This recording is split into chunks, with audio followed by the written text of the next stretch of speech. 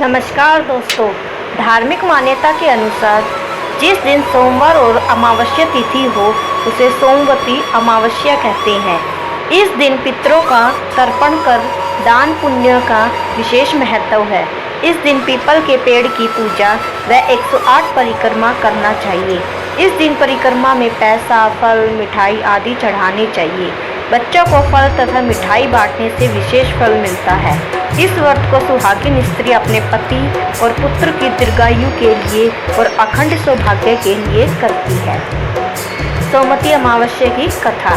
प्राचीन समय में एक ब्राह्मण था। उसकी एक बेटी थी जिसकी शादी को लेकर वो बहुत चिंतित रहता था। लड़की बहुत सुंदर, सुशील, कामकाज में अच्छी थी, लेकिन फिर भी उसकी शादी का योग नहीं बन रहा था। एक बार उस ब्राह्मण के घर एक साधु महाराज आए। वे उस लड़की की सेवा से प्रसन्न हुए और उसे दीर्घायु का आशीर्वाद दिया। फिर उसके पिता ने उन्हें बताया कि इसकी शादी नहीं हो रही है। साधु ने लड़की का हाथ देखकर कहा कि इसकी कुंडली में शादी का योग ही नहीं है। ब्राह्मण घबरा कर उपाय पूछने लगा। तब साधु ने सोच विचार करके उसे बोला कि दूर गांव में एक सोना नाम की औरत है। वह धोबीन है और सच्ची पतिव्रता पत्नी है। अपनी बेटी को उसकी सेवा के लिए उसके पास भेजो। जब वो औरत अपनी मांग का सिंदूर इस पर लगाएगी तो तुम्हारी बेटी का जीवन भी संवर जाएगा।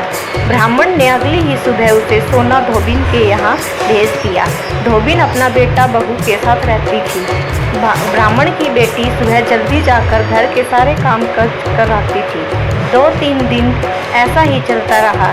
धोबीन को लगा कि उसकी बहू इतनी जल्दी काम करके फिर सो जाती है। उसने बहू पूछा, तब बहू ने कहा कि मुझे लगा आप ये काम करते हो। धोबीन ने अगली सुबह उठकर छिपकर देखा कि ये कौन करता है। तब वहाँ ब्राह्मण की बेटी आई और फिर से धोबीन ने पकड़ लिया। धोबीन के पूछने पर उसने अपनी सारी व्यथा सुना दी। धोबीन भी खुश हो गई और अपनी मांग का सिंदूर लगा दिया। ऐसा करते ही धोबीन के पति ने प्राण त्याग दिए। ये सोमवती अमावस्या का दिन था। धोबीन तुरंत दौड़ते दौड़ते पीपल के पेड़ के पास गई। परिक्रमा करने के बाद उसके कोई सामान नहीं था, तो उसने ईंट के टुकड़ों से पीपल की 108 परिक्रमा की। ऐसा करते ही धोबीन के पति में जान आ गई।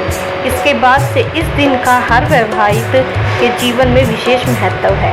वे अपनी पति की लंबी आयु के लिए व्रत पूजा संपन्न करके यह कथा सुनती है।